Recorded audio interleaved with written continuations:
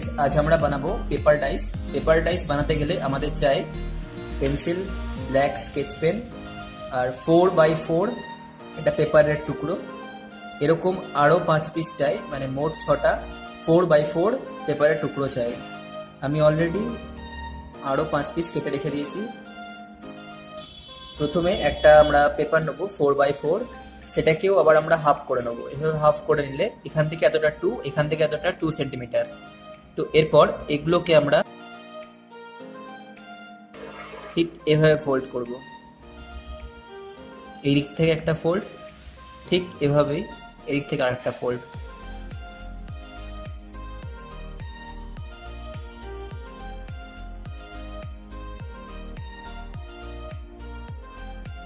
এরকম প্রথমে আমরা 4x4 পেপারটাকে হাফ করে নিয়েছি। হাফ করে নেওয়ার পর এদিক থেকে একটা ফোল্ড করেছি, আর ঠিক এদিক থেকে আর একটা ফোল্ড করেছি এভাবে। এরপর এইখান থেকে এতটা, যে 4 সেন্টিমিটার সাইজটা আছে, এটাকে আমরা আগে হাফ করে নেবো স্কেল দিয়ে। ওকে, তো আমরা এটাকে হাফ করে নিলাম। এখান থেকে এতটা 2, এখান থেকে এতটা 2। ঠিক আগের মতনই আমরা আবার এরকম ভাবে ফোল্ড করব। ঠিক এখান থেকে এতটা, এই দাগটা অবধি। আবার এইদিকেও তাই, এখান থেকে এতটা, দাগটা অবধি।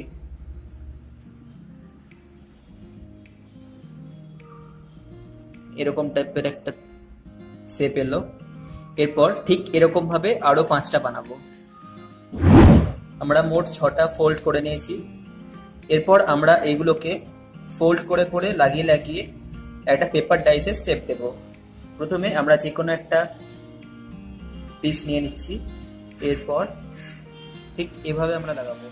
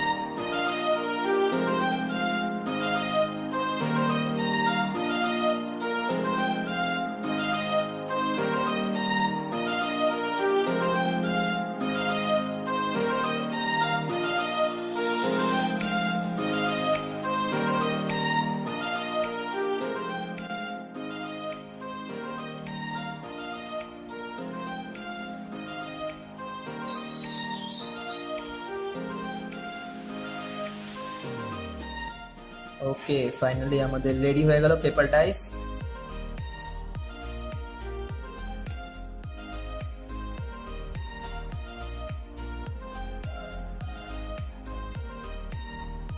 প্রথমে একটা ডট,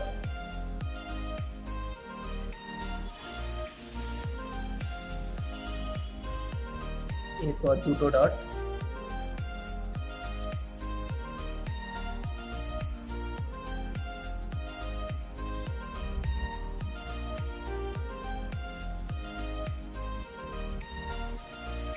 এরপর 6টা ডট,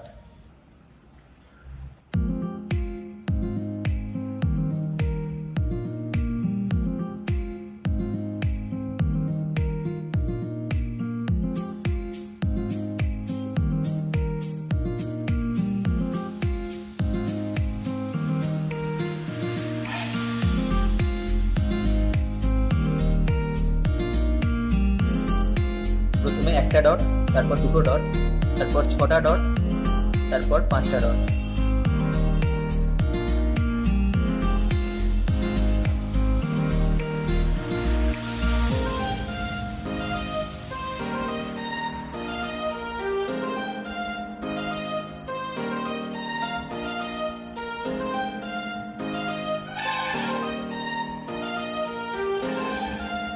এবার 4টে ডট,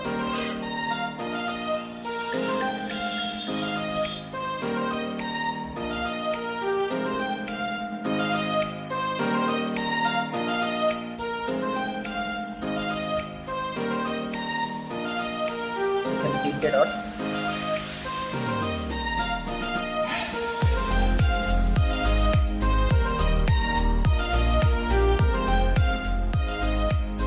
ওকে, ফাইনালি আমাদের পেপার টাইস রেডি।